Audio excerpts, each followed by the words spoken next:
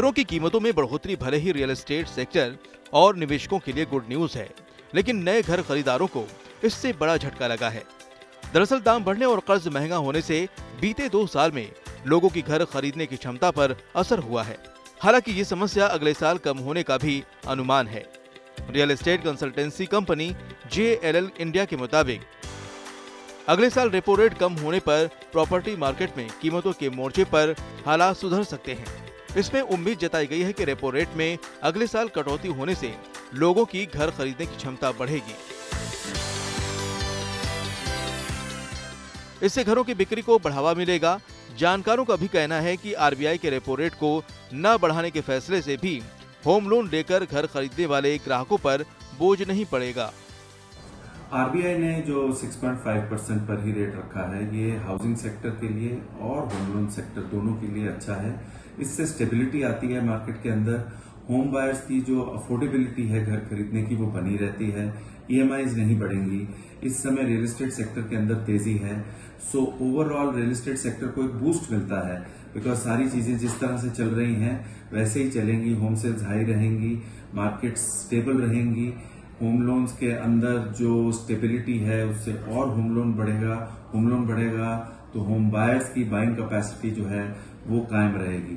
So overall एक बहुत अच्छा स्टेप है RBI का कि उन्होंने रेट ऑफ इंटरेस्ट को 6.5% पे रखा है और आने वाले टाइम में जो होम लोन्स के अंदर और हाउसिंग मार्केट के अंदर तेजी है वो बनी रहेगी और सस्टेन्ड रहेगी।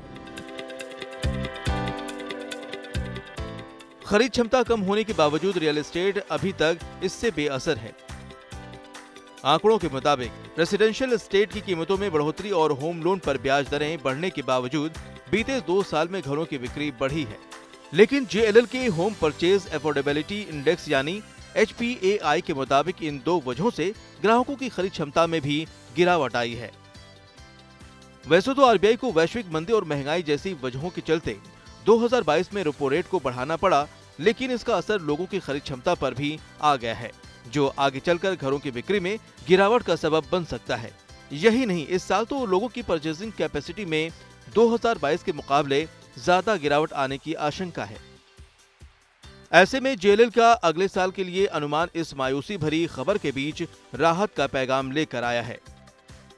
कंसल्टेंसी फर्म ने कहा है कि घरों की कीमतों में हुई तेज बढ़ोतरी के असर को रेपो रेट में 5 बार से जारी स्थिरता, महंगाई में गिरावट और घरेलू आय में हुई बढ़ोतरी से कमजोर करने का मौका मिला है।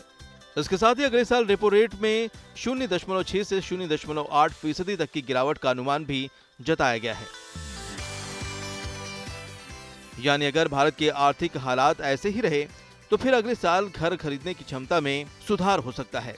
लेकिन अगर भू राजनीतिक तनाव ने महंगाई को बढ़ाकर आर्थिक हालात ज्यादा बिगाड़ दिए तो फिर मुमकिन है कि ये अनुमान सटीक साबित नहीं होगा। आदित्य केराला, आज तक। वीडियो पसंद आया तो हमें लाइक, कमेंट, शेयर और सब्सक्राइब जरूर करें।